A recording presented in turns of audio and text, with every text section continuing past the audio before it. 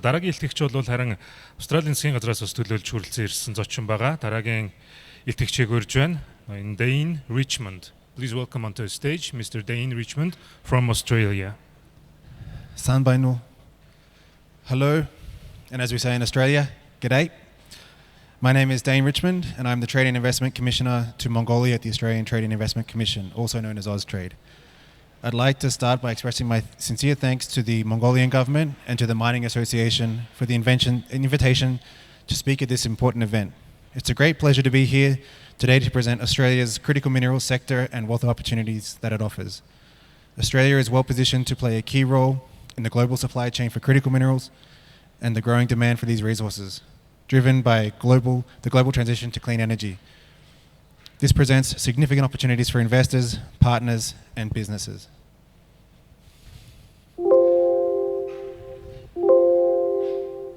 There we go. So who's Austrade? We are the Australian government's leading trade and investment facilitation agency. There's a lot of words up there, but basically what it boils down to is knowledge and relationships. We provide Australian exporters with the knowledge and connections to export our products to the world, and we assist foreign investors to invest in Australia.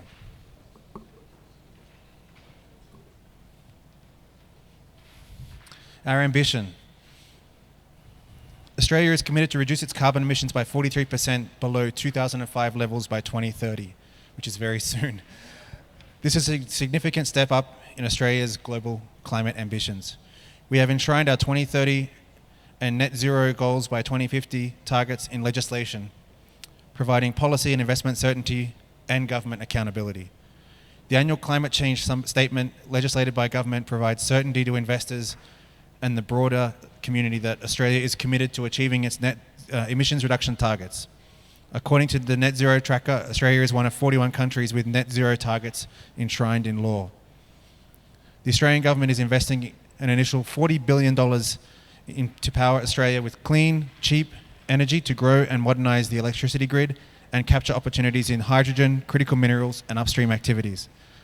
Our 2023-24 budget committed a record 25 billion Australian dollars to achieving emissions targets through the Powering Australia plan. Our ambition is for Australia to become a renewable energy superpower. This depends on a massive increase in our clean energy generation capacity and development of technologies to transport that energy to foreign markets. A domestic hydrogen industry will be critical to achieving emissions reductions in hard-to-abate sectors, including cement, green steel, and others. The government will support development of new industries, the decarbonisation of existing industries, and it is developing 6 sectorial decarbonisation plans which will feed into both Australia's Net Zero 2050 plan and also a strong 2035 emissions reduction target. These plans will cover all major components of the Australian economy for electricity and energy, industry, resources, the built environment, agriculture and land, and transport sectors. And they also map out an efficient and transformative path to net zero. These plans will be vital for attracting billions of dollars in new investment in decarbonisation in Australia, providing industry and investors with certainty.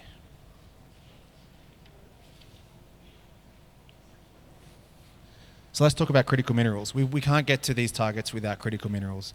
Australia has a rich resource endowment ready to meet world demand.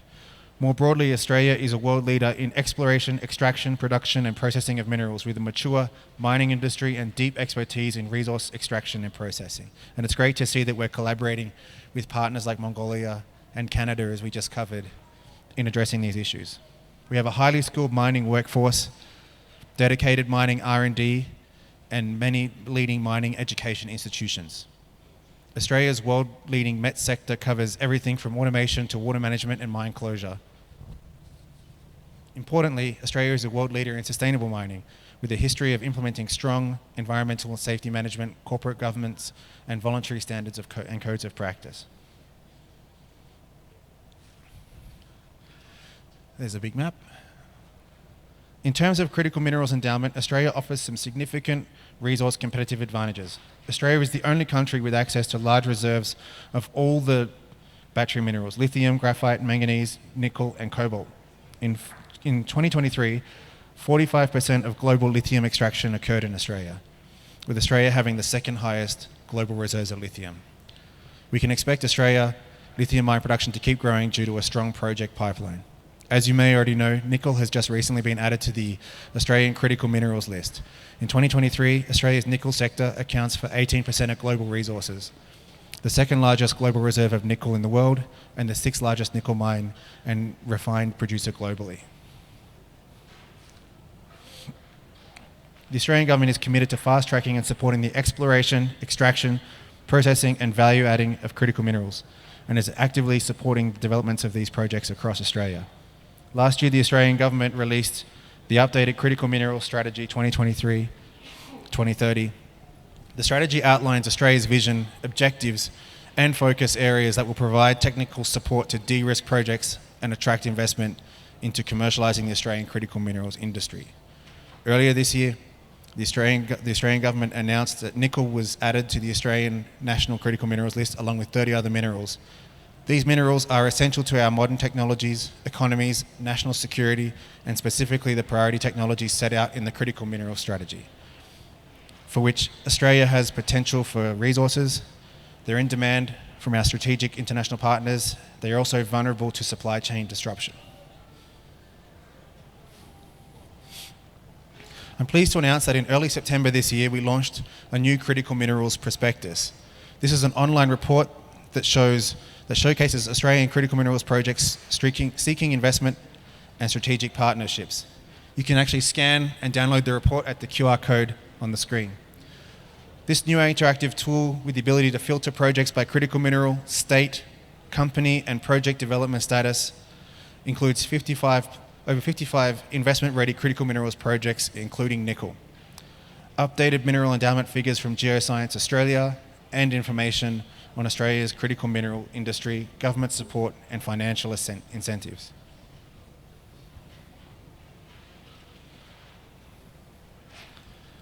The CMO, the Critical Minerals Office, provides national policy and strategic advice, facilitates international partnerships and facilitates services to develop this sector. In order for us to be successful in developing our critical minerals sector, it's incredibly important that we coordinate legislation, policy, investment attraction, execution, and rehabilitation of mine sites. It goes without saying that we would like to invite strategic partners to be part of these opportunities and to work with us to ensure that we can all meet our critical minerals requirements. It's great to see the partnership that's on display here in Mongolia's mining industry between Australia and Mongolia. It's great. We want to see more of that. We want to succeed together in transitioning to low carbon economies. We're here to support you in forging strong and successful partnerships with Australia. Thank you and bayadla.